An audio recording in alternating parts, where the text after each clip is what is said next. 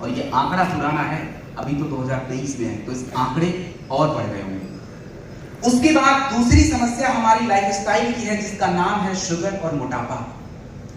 Sugar के अगर आंकड़े मैं आपको बताऊं तो इंटरनेशनल डायबिटिक एसोसिएशन, उन्होंने भारत के लिए 2019 में आंकड़े जारी किए। उन्होंने बताया कि भारत में लगभग 77 मिलियन लोगों को शुगर से प्रभावित है, उनको है, और ये संख्या 2030 तक लगभग 101 मिलियन तक पहुंचेगी। तीसरी जो लाइफस्टाइल की समस्या है वो हमारे महिलाओं को सबसे ज्यादा प्रभावित करता है, और उसको अंग्रेजी में गायनिकोलॉजिकल इश्यूज बोलते हैं, महिलाओं के शरीर से जुड़ी समस्या। चौथी जो समस्या है लिवर और किडनी की समस्या। लिवर के बारे में हम थोड़ी देर बाद बात करेंगे, और किडनी के बारे में अगर मैं बताऊं तो भारत में 18% लोगों की जो किडनी है वो डैमेज हो रही है। और इसका सीधा साधा एग्जाम्पल, मुझे कहीं दूर नहीं जाना है, हम लोग कहीं ना कहीं शहर कस्बे के निवासी हैं, और आप देखिए कि छोटे छोटे कस्बे शहर में भी जो हॉस्पिटल होते हैं वहां पे मोटे अक्षरों में लिखा होता है क्या, यहाँ पे डायलिसिस होता है। इसका क्या मतलब है? इसका मतलब तो सीधा है, डायलिसिस की डिमांड बढ़ रही है, और बढ़ रही है तो मतलब किडनी खराब हो रही है। उसके बाद पांचवी जो समस्या आज हमारे बीच में है, जिसका नाम सुनते ही हमारे बिल्कुल रोंगटे खड़े हो जाते हैं, कैंसर, ट्यूमर, गांठें। हमारे शरीर में कैंसर के क्या आंकड़े हैं, हमारे भारत में कैंसर के क्या आंकड़े हैं, उसके लिए अगर मैं बात करूं तो भारत सरकार हर साल कैंसर के कितने मरीज नए आते हैं उसको रजिस्टर करती है। उसका प्रोग्राम एक चलता है, नेशनल कैंसर रजिस्ट्री प्रोग्राम। 2019 तक का आंकड़ा अगर मैं आपको दूं, 1.39 मिलियन केसेस हर साल नए निकल के आते हैं, और संख्या लगभग अगर मैं बात करूं 2030 तक 1.77 मिलियन हो जाती है। इसके बाद हमारी गठिया की समस्याएं, जो महिलाओं को सबसे ज्यादा प्रभावित करता है, और मोटापा भी कोई पीछे नहीं है, वो भी हमारे बिल्कुल सभी के साथ रेस में आगे चल रहा है। उसके आंकड़े भारत सरकार ने खुद ही जारी कर रखे हैं।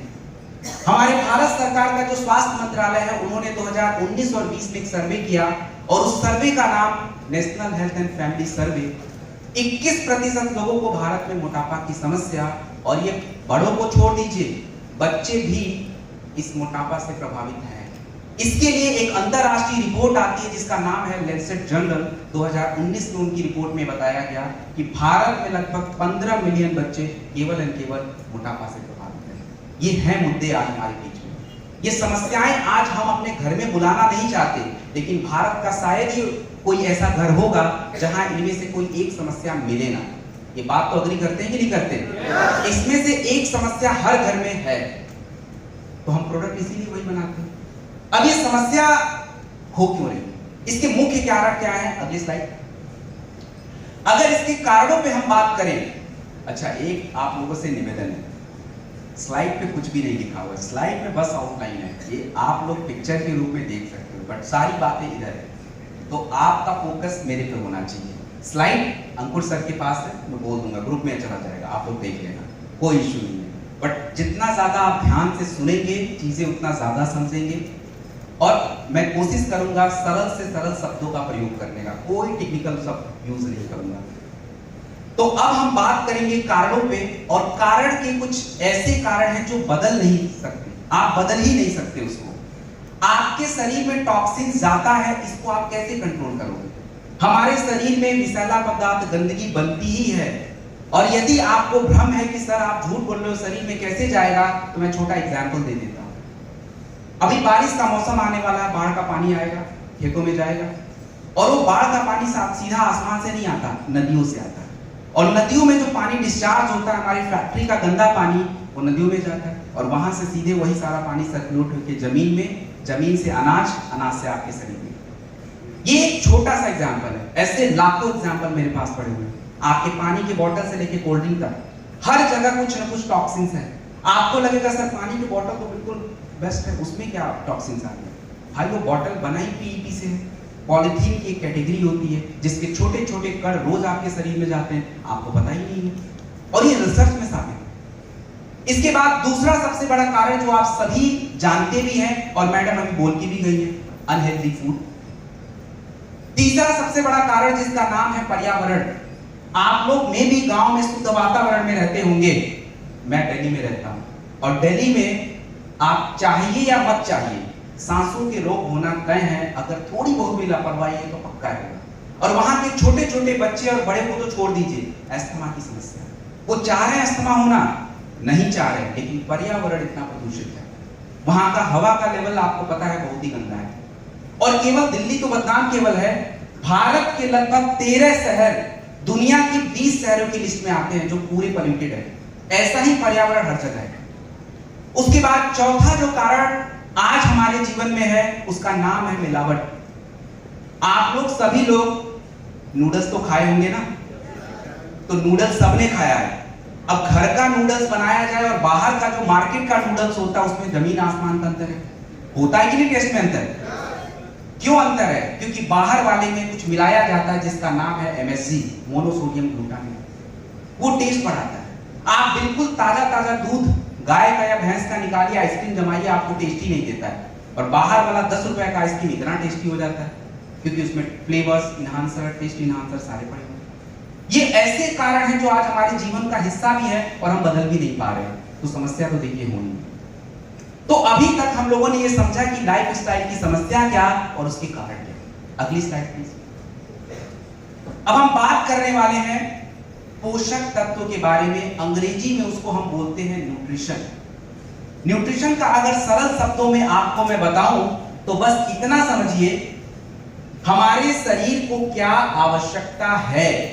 आप जो भी भोजन खाते हैं वो आपके शरीर की जरूरत है, लेकिन हम फिर सब बीमार क्यों हैं? हमारे शरीर में कमियां हैं। अगर हमारे भोजन हमारे जरूरत है तो हमें कमजोरी, समस्या, दिक्कत, परेशानी क्यों है? तो उसके कारण ही मैं आपको दूंगा। क्योंकि हम लोग गुड न्यूट्रिशन में फोकस नहीं करते, गुड न्यूट्रिशन का मतलब ही नहीं समझते। मतलब ये सीधा साधा है, आपके शरीर में सारे भोजन जाने चाहिए, लेकिन आपको ये तो पता होना चाहिए कि भोजन जो ले रहे हैं उसकी जरूरत शरीर में क्या है, वो हम नहीं जानते। आप फैट ज्यादा यूज करते हो तो मतलब थोड़ा एक्सरसाइज करना पड़ेगा। आपके बॉडी में अगर ग्लूकोज ज्यादा है तो आपको थोड़ी सी उसको यूज करनी पड़ेगी, ऊर्जा का यूज करना पड़ेगा, जो हम नहीं कर रहे। तो गुड न्यूट्रिशन का मतलब ये होता है कि आपके शरीर की एक्टिविटी बढ़े और सही संतुलित आहार, जो कि मैडम बताते ही गई है, तो उनका थोड़ा सा ध्यान। अब अगली स्लाइड। ज्यादा फास्ट तो नहीं है? बहुत सही। ज्यादा फास्ट तो नहीं है?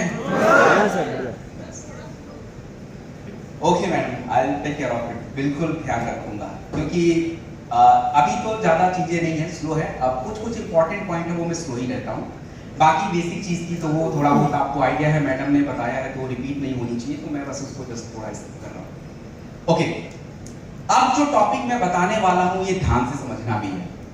भारत में अगर स्वास्थ्य के क्षेत्र में किसी चीज का फ्यूचर है वो न्यूट्रिशनल सप्लीमेंट का फ्यूचर है। ये क्यों मैं बोल रहा हूँ?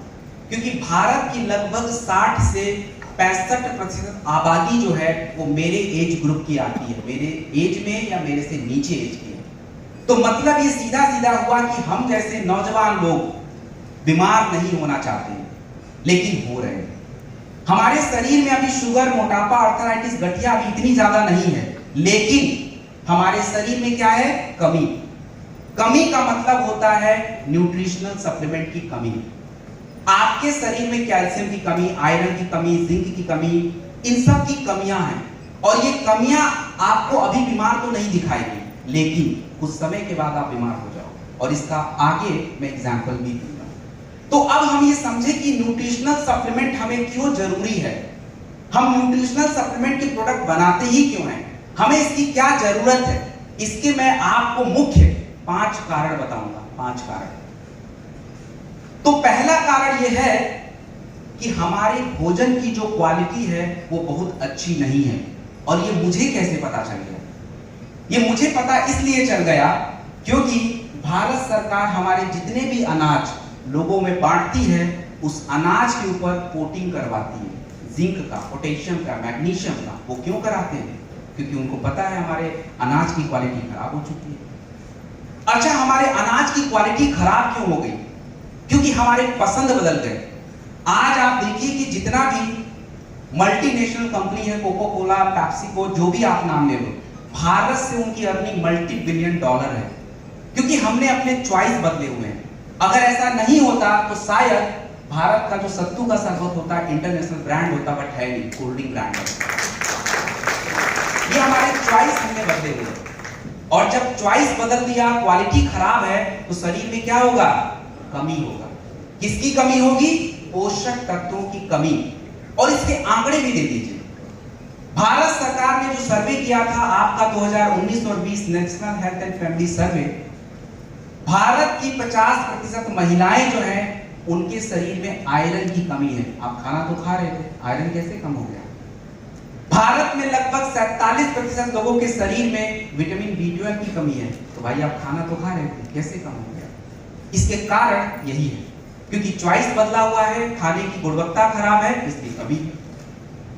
ये 3 मुख्य कारण है। इसके बाद 2 कारण और दे देता हूं।